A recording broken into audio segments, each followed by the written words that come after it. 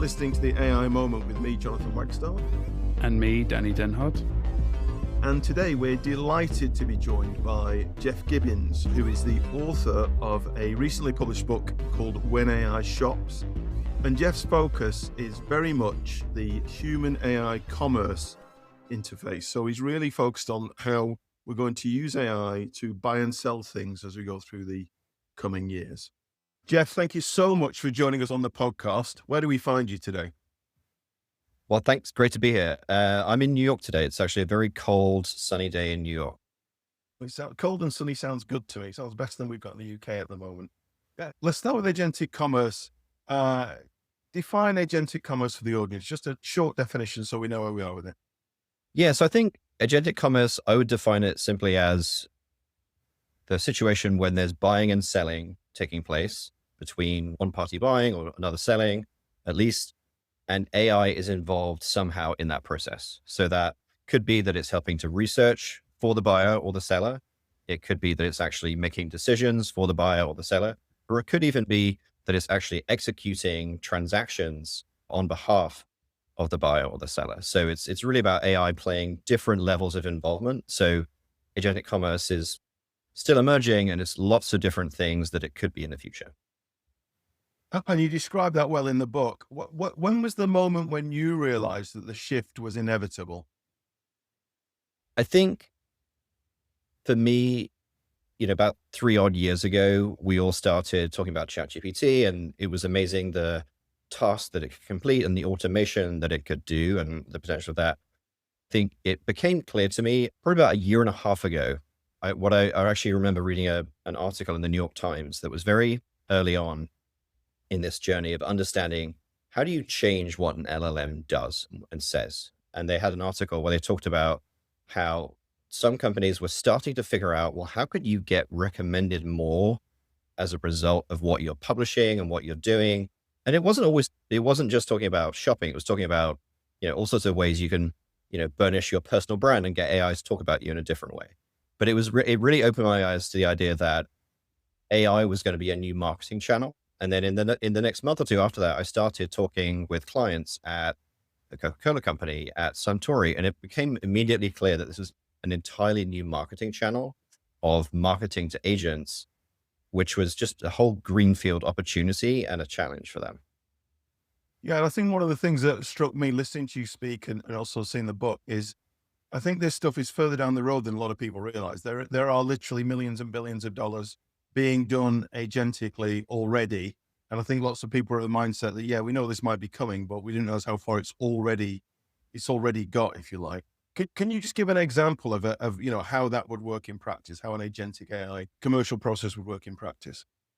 Yeah, sure. So I think as you say, it's already happening in practice. And so what that could look like is that, already there's a big shift in terms of people not using a typical search engine box or search results to find and research answers to a question. They are either using ChatGPT or Claude to get it, or they're actually going into Google and they're getting like an AI generated response from that. And as a result, they get told, here's an energy drink you might be interested in that meets your needs, or here's the type of retirement plan that you might be looking for. And the AI is actually making that decision easier for them. It's helping to navigate based on what it knows about them and their history and their previous conversations, what's actually right for them. It's engaging in a dialogue with them about it and saying, hey, Geoff, let me figure out which is the right retirement planning option for you based on 5 different questions I'm about to ask you. And so that's already happening today. That's happening. And a lot of companies are seeing a big uptick in the proportion of their sales that are coming from AI. And some companies are just kind of finding this happens without any particular effort on their part. And sometimes companies are finding that they're really struggling and they're left behind, and they're trying to figure out, where do I stack up in this new world and what do I do? Yeah, and I think there's a lot of confusion out there at the moment. I think there's lots of people. There are people selling snake oil, and there's lots of people trying to figure out how to get around this whole process. When we talked originally, we were talking around, the forms of agentic commerce and how we're going to be basically going on a journey with agentic. Do you with a lot of the work that you're doing and some of the work and projects that you're undertaking with these brands, are people asking the same sort of questions, or is it actually people are at far different ends of the scale? Because my experience is some people are right at the start and other people are away in the future and actually ahead of where we're at. Can you give us a sort of a sense check and give us a guide, please, Geoff? Yeah, sure. So I think there's a lot of different reactions, as you say, and part of it depends about how far ahead you are, but also what kind of role you play within agentic commerce, right? So you have a lot of people who are marketers, and they are looking at this as, how do I market in this world, right? And so they might be a company. I've worked with companies where they started thinking about this a year and a half ago, and they were further ahead of the curve. But now they're trying to think about, well, how do I actually balance marketing to AI and humans at the same time? So there's new challenges that come up. I think a lot of companies that I speak to today, when it comes to marketing, they have a general sense that there's this new thing, and it's called AEO or AIO or whatever it might be, something like that they have to learn about, and that it's different to SEO, but it's kind of like SEO. So they have a sense, they have a reference point for that, but they don't necessarily understand what to do. The other types of companies, though, are companies that actually play a pivotal role in the mediation of that transaction, right? So retailers, they are now looking at not just how do they market to AI, but how do they actually rebuild their experiences in order to be AI shoppable? And how do they actually play a role within the purchase journey? You also have companies that are working in payments, and they're looking at how do they actually enable trust within these new types of payments?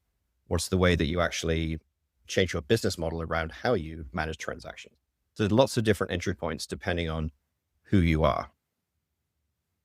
Yeah, I saw you speak last week, I think it was, Geoff, and one of the things that came out really clearly there was that AEO is not necessarily just like SEO2. There's a very different way that you go about that whole piece. But B, as you talked about, really marketers, if they're clever, they've got to present their information for AI and for humans. So you're almost talking to two discrete audiences now. The clever marketers will talk to those two discrete audiences in the way they set their website up, the way they set their other digital assets up online, et cetera, et cetera. Absolutely. So there's this kind of like dual psychology challenge that we have to solve for. So if you think about it, marketers have been trying to understand consumer psychology for like over a century. There's still a lot we don't know, frankly, but it's pretty good as an understanding, but there's this whole new realm of agent psychology, or agentology, as I call it in the book, that you have to start to understand. And the thing that's really interesting about that is that agents are not actually completely rational. They have biases, partly because they're actually trained on human language, right? So they take on some of the biases of humans, but there are also strange and weird quirks and biases in how they analyze information that actually are unique to AI. So for example, if I was to look at a website and it says there's only 3 of a product left, as a human, I think, wow, I've got to buy it now. I have that FOMO. An AI agent looks at it differently. They actually are optimized to make a recommendation that sticks and that can be delivered on. So they look at that not with FOMO, they look at that with like a fear of making failure, right? They might not be able to follow through in their recommendations. So they actually dramatically underweight that kind of choice. And so the same piece of language is looked at in different ways by humans and agents. And so some of what I've been starting to do is helping companies figure out, how do you become human readable and likable, and how do you become machine readable and likable, and how do you do those two things together? Yeah, and I think one of the facts that you talked about last week that I've since repeated, and as in one case caused somebody to gasp, was I can't remember the detail now, but it was wherever the product is on the page, depending on the browser, depending on the AI LLM, certain LLMs prefer it to be on the left-hand side of the page, so on the right. Tell us a little bit more about that. Yeah, sure. So it's really interesting. Over the last 6 months, there have been a range of different academic studies conducted on how AI agents make purchasing decisions and how weird they are. And so the one you just mentioned is called positional prejudice. So this is actually, when reading a product page, ChatGPT actually consistently leans towards products that are on the left of the page, Gemini, the right, and then Claude, the center. And so you have to think about as a marketer, how is my content going to be presented to these different LLMs? And then the other thing that's interesting is that as these model updates happen, that it changes too, right? So you don't just have to solve for different LLMs. You have to solve for, upgrades from 5.1 to 5.2 to 5.5 to whatever it might be. And so there's this entirely new discipline of monitoring how machine likable you are, which is emerging, that companies are going to have to understand as a first point, and then actually have an ongoing monitoring capability to understand what's the latest changes in how models look at you, in the policies of ChatGPT or Gemini or whatever it might be. And so that's one of the things I've been working on, is actually building a tool and an infrastructure for monitoring that for companies, because it's going to be hard to keep up with all of these things. Like, so many people feel left behind already, and it's like it keeps changing every month anyway. And so that's going to be a real challenge for a lot of companies. Yeah, people are really interested. What is it that makes the agent confident to make the recommendation or make the purchase? And is it price? Is it reliability? Is it structured data? Is it social proof? I think people are scrambling for that information. Which of those things are the ones that really move the needle in terms of AI recommendation? Have you got any thoughts on that? I mean, just talk about the fact it's changing a lot. Any thoughts on which are the headways? Totally. Yeah. So this is what I've been working on over the last few months a lot. So it's actually building a data-driven model for how you actually analyze this, and analyze an individual business and identify its recommendability effectively. So the first piece is discoverability. So this is, can AI actually find all of your content? So that's, that gets to the point around things like, do you actually have structured data? Do you have server-side rendering? So you can actually have all of your content readable, not in JavaScript, for example. Are you accessible to AI crawlers? There's like a whole realm of that. And that's sort of about a third of what matters, I would say. The next section and the next sort of piece is external authority. So does AI actually trust you based on what the rest of the internet says about you? So is there a Wikipedia page on you? Is there a Crunchbase page on you? What do people say about you on Reddit? Do you have a lot of earned media that's positive about you? Do you have a lot of third-party reviews? Like all of those things, and are they positive too? All of that is important too. So it's not just about, are you visible, but what's out there that is visible. And then the last two pieces, the third one is around agentology and agent psychology. So do they actually like your content? Do AI agents feel like you have really clear attributes that it can pick out? Do you have that social proof on your site? Do you have all of the kind of trust signals that are clear around how others trust you? Are you making that clear and super readable? And then the last piece is, can AI even interact and buy from you? And do you have commerce readiness? So for companies that are looking to actually sell products or services on their website, are they set up with the latest feeds for ChatGPT, for Google's UCP? Do they have payment integration? Do they have product identifiers? All of these things. And so you have to keep up with all of these changes, because the model changes all the time. And so that's what I'm building, is the monitoring infrastructure to understand where are you and what do you need to do next to stay ahead and even get ahead. It sounds to me like, and obviously we're all in this, we're all sort of AI pilled, but it sounds to me, if I was an outsider who was confident that AI is going to be the future, but it seems very expensive and a huge investment to make as a business, whether you're small or large. So, like ChatGPT saying they're going to charge 4% fees on transactions. To some people, that's a game breaker. That's a showstopper for them. It just means that they won't be able to do it. Do you have a sense, or do you give a guide to people on what approach that you suggest they take? Or is it a case of case by case and very much if you can afford it, do it. If you're going to make a long-term decision, this has to be part of your long-term plan. Do you have a lean-in or a strong recommendation for people? Yeah, that's a great question. So I'd say the first thing is really understand where you're at today.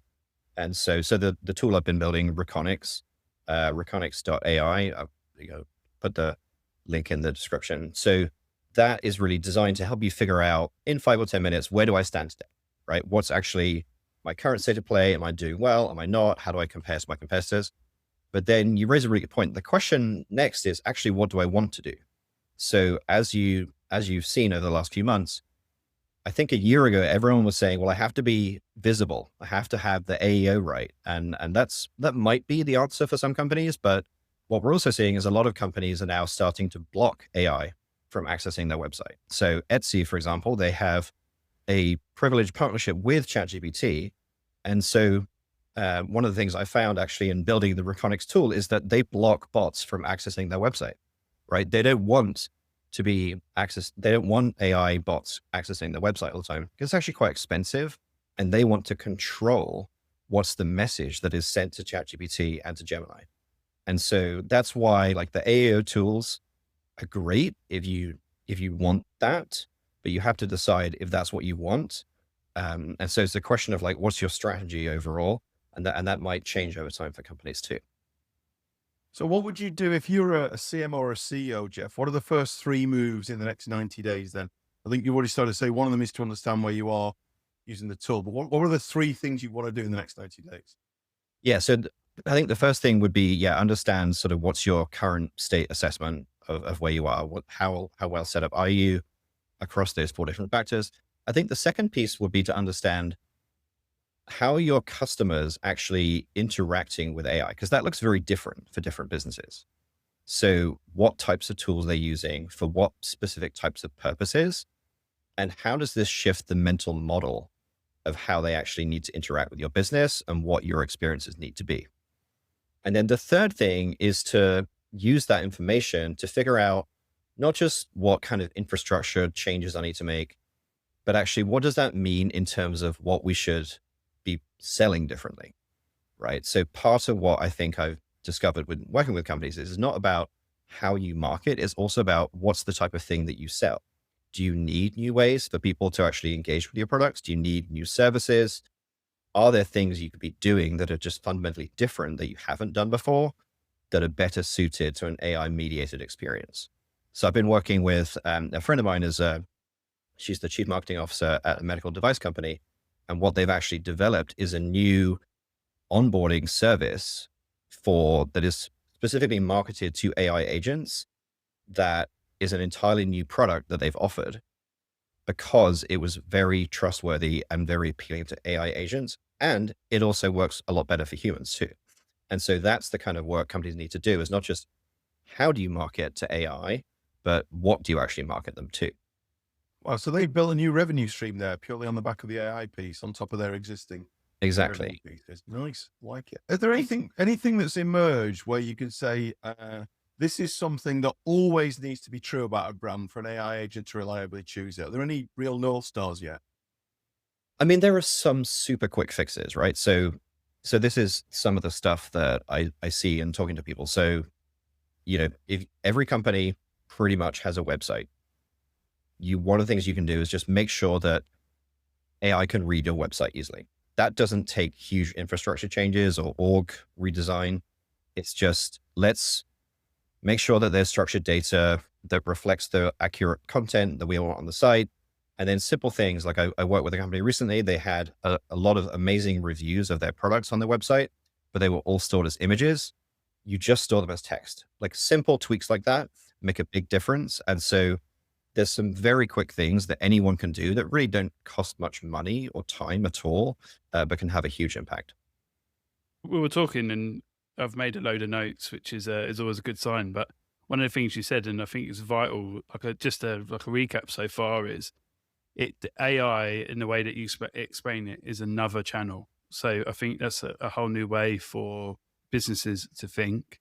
And I also think with agentic commerce, you have to be not only AI ready, but you have to really understand your reputation and your offering. And a lot of people who I deal with, and potentially who Jonathan deal with as well, they're seeing it as one whole piece as opposed to potentially a new stream that they have to adapt to.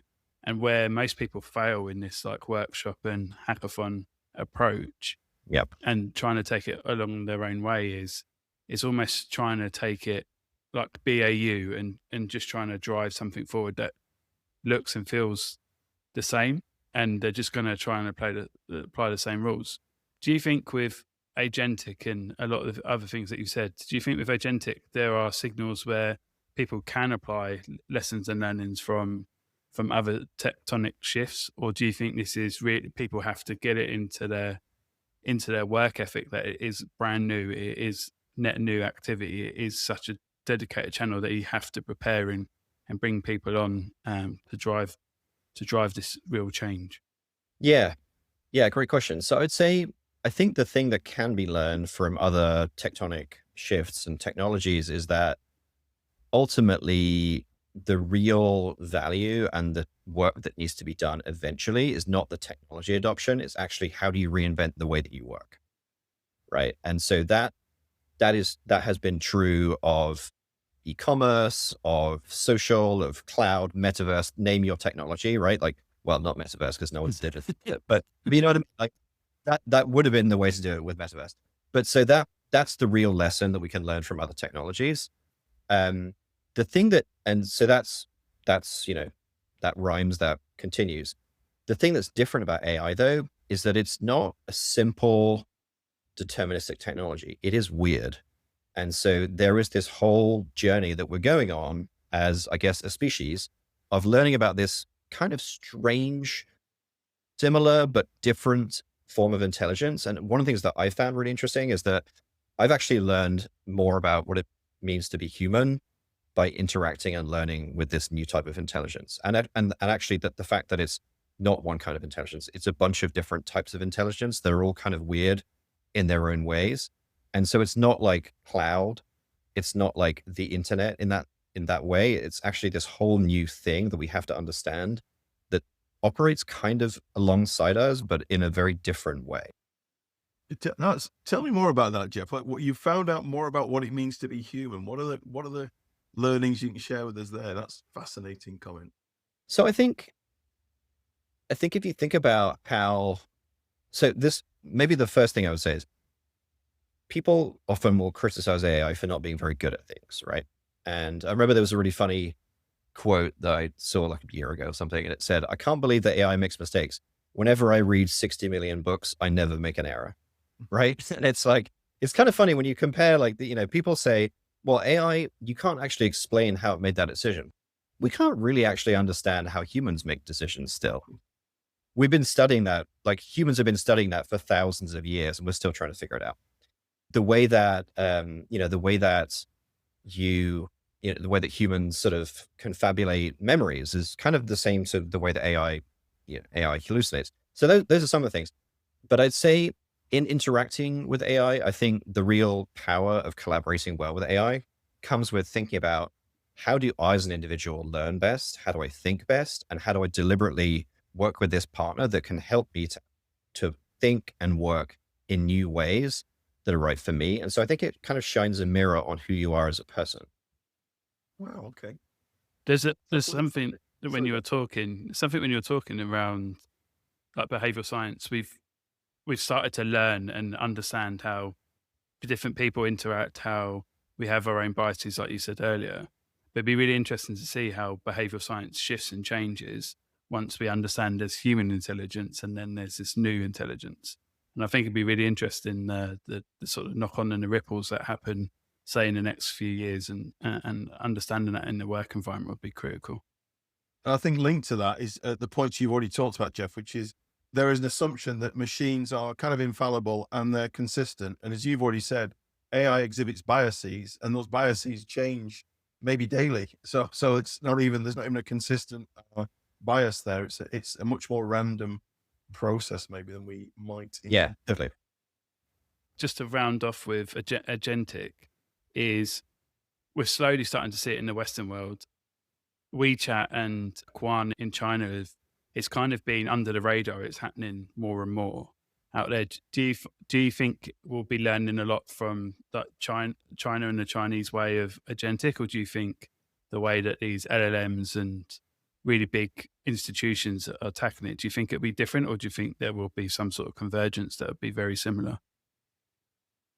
Yeah, great question. I mean, I'm not an expert on China, so I should caveat that. But what I do think is that a lot of what will a lot of what will happen and not happen will come down to human factors of how do people actually build trust in working with AI and in people as groups working with AI too. Like right now, I think so much of what we talk about is like one person and one AI system.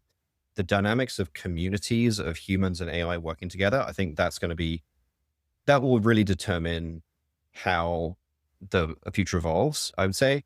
And that's very culturally specific. And so I think what doesn't work is companies sort of assuming that like a, sort of Silicon Valley, New York City approach to life and community and what that means is going to apply everywhere in the world. That usually doesn't work out when people try that.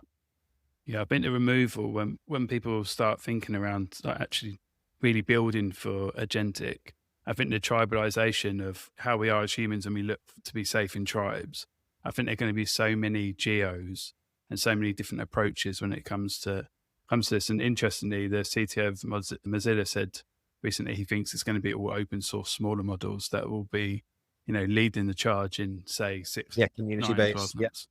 Yeah. So Totally. I do think my current way of thinking is I think there will be community and versions of LLMs that come out and not necessarily be localized, but I do think this multiplayer as opposed to single player LLM is going to be such a big shift for so many people to get their head around. Yeah, totally. And I think that might be a big part of how people start to build more trust too. 100%. So if we've got my agent that's doing my buying and somebody's got their agent doing their selling, Geoff, and there's a bad decision or a mistake in there, how do we manage the accountability there? Who's accountable if those things start to go wrong?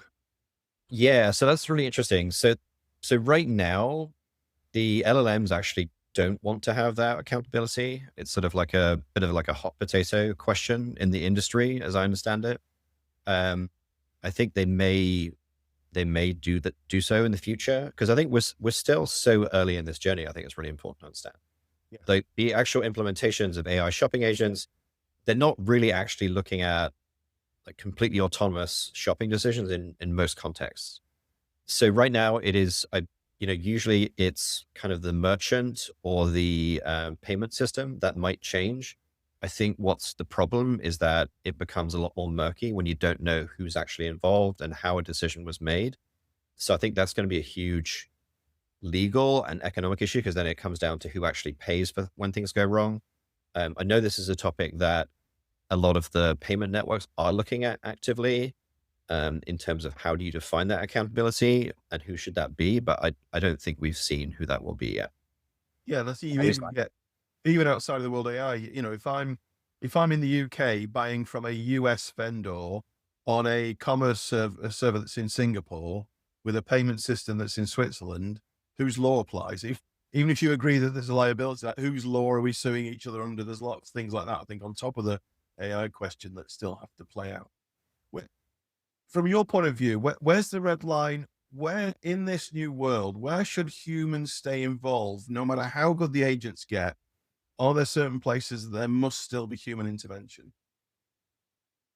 I think so. And I think the complexity is that will be different for every person, right? So I think as an individual, I might say, I absolutely want to choose every toilet paper purchase, but you might say, that's ridiculous, Geoff. Why do you want to do that? Right. And so people's preferences around what they're willing to delegate and not will change and be change over time for them and then be individual. And that will look different when you're buying in different contexts for your family versus for yourself. And so it will be very individualized and contextual.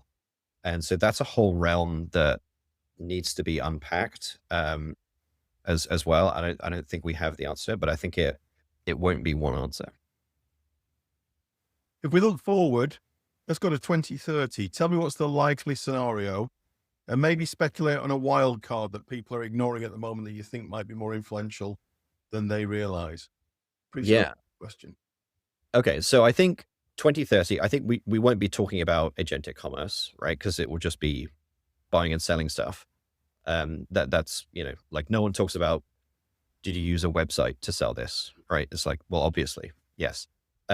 So I think that's the first thing. I would imagine that my prediction is that we're going to see a lot of growth in very AI driven purchases, right? Which is kind of what we think of today, in that it will be actively researching, buying, but I think we're going to see new dimensions emerge. So the first is that the realm of recommendations, I think, will look quite different. So right now, a recommendation from a sort of machine learning type AI system might be buy this product.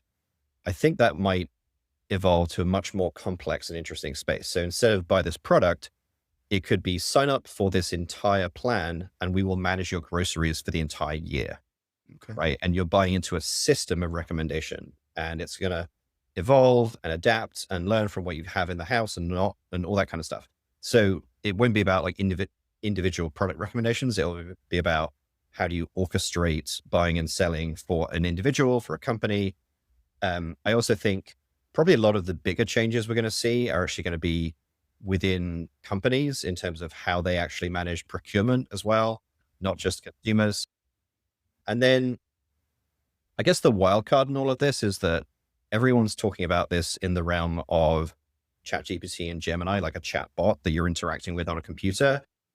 I think what we're going to start to see is the interplay of that and humans and then robotics. So in any kind of space where there is stuff sold, like a store, for example, right, there will be that you already see robots in some stores.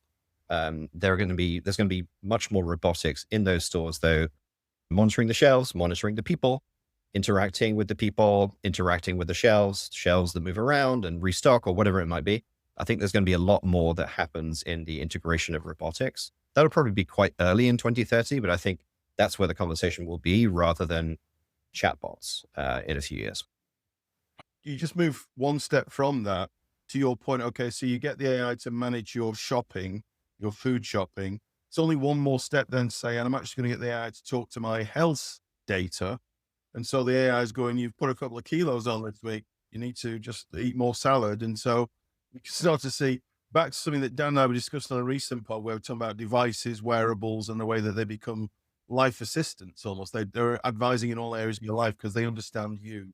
And there's implications around privacy there, but that's one possible route forward. The one area that a lot of people just aren't talking around is robotics and robots. And my take is that, like you said, if we go in a store, you might actually have like a personal shopper with you that is that robot, and you might swipe a QR code or you might put a thumbprint or something, and it then might interact with your own small language model, and it'll go and help you. And it says, oh, you haven't eaten for 6 hours. Do you want me to rustle up a rotisserie chicken meal for you? And that moment, I can imagine there's going to be all these, remember the Amazonification of the internet. I can imagine that's going to actually happen and revitalize a lot of retail stores and high streets or, blocks in US. I do think there's there. And one other thing that you said, which is really interesting, is if I was in one of the big supermarkets or the superstores, say I was Tesco's or Kruger's in America, for instance, one thing that I would be really interested in looking at is that they play like the club card, the store card, and the importance of that. I upset someone once when I was speaking at a conference, why I don't understand why Tesco's or Club Card don't ping me and say your milk is running out. You should order it now, or get a rapid delivery or quick delivery service. I can imagine it might actually be the Club Card that is more important than Tesco's or Kruger's, because it knows so much contextualized information about you, and all you'll need to do is scan and interact a little bit more, and then it's going to have so much more about you. So if I was in that space, I was like Nectar from Sainsbury's, for instance, you could see it accelerating so much further and faster than maybe the supermarkets themselves. So that's one area that I've been sort of talking to different individuals, and the way you explained it, Geoff, sort of rang that bell in my head to bring it up. So I definitely think there is that element to it. Totally. I think you could think of them as like different sort of like identity tokens that you have to take around the world with you. And depending on how much they know about you, they can contextualize the information that is given to an AI agent without actually sharing all your information, right? It can just share the information it needs to make that recommendation to you. And it is a protector of your, more personal information, whether that's your health or how much milk you have in your fridge. That can be important too. And I think then the question becomes, who do I trust to be that identity token for me? Is that Nectar, or is it Clubcard, or is it my phone, or is it my bank? Like who's actually going to be that? So Geoff, where should people follow your work? Yeah, so people can follow my work on my company website, human-machines.com, also on LinkedIn. And yeah, I have a newsletter which people can follow along as well, usually with a couple of posts a week. And of course, there was recently the book. Yes. So I recently published a book called When AI Shops. It's all about the revolution in how we buy and sell and what companies and individuals can do to understand what AI is as a channel, what it takes to market to humans and to agents, and how to get started on that journey. And we can highly recommend that. Dan and I are both fans of Geoff's work, and it's really worth reading for those of you that are looking at this kind of space. Geoff, if there's one takeaway, if there's one thing that listeners should remember from what we just talked about today, what should that be?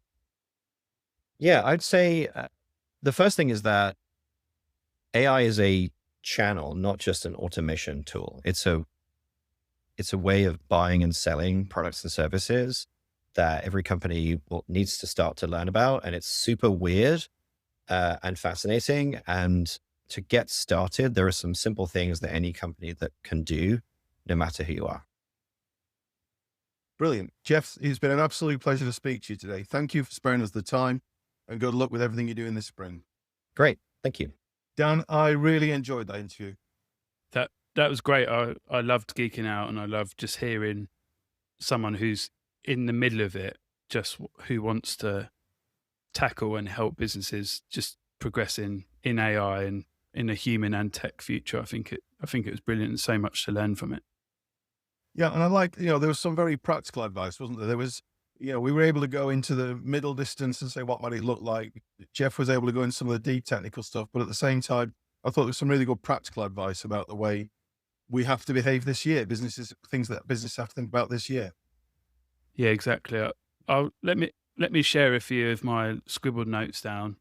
And I think that these are the ones that business leaders and department leaders really should sort of take away. We'll share it on the newsletter as usual, but the most important takeaway for me was Geoff really does understand AI as a channel. And I think everyone has to start thinking about that. It's not just an extension, but it is a whole dedicated channel.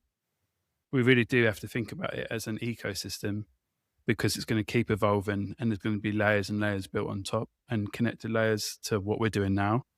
I think, as we alluded to, we have to think of it as tech and human. We can't think of it as one or the other. There's going to be the tech side, which might be agentic and other ways, and there's going to be human side of humans make decisions and buy and purchase in different ways.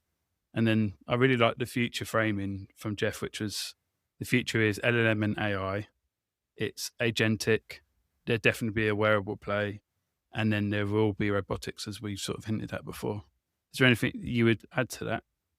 I think the short-term one is around, you need to be thinking about people and AI as you are doing the work you're doing in the next year or two. The things that AI looks for are not necessarily the things that people look for. And his point about, if you play a scarcity card by saying there's only 3 left, that will trigger humans to act. It will trigger AI not to recommend you. So you've got to be playing for both audiences, at least in the short term. So a really fascinating interview. Really enjoyed that. And hopefully, we can talk to Geoff again in a few months when things have evolved. It will be really interesting to get Geoff's take as this year evolves. Definitely. And if you need to re-listen, or you want a full breakdown, definitely subscribe to the newsletter, where we'll break down the 90-day plan that Geoff hinted at, and how Jonathan and I are really thinking and pushing on this subject as well. So thanks very much for listening, everyone. And we'll have many other interviews like this in the future. See you next time, Dan.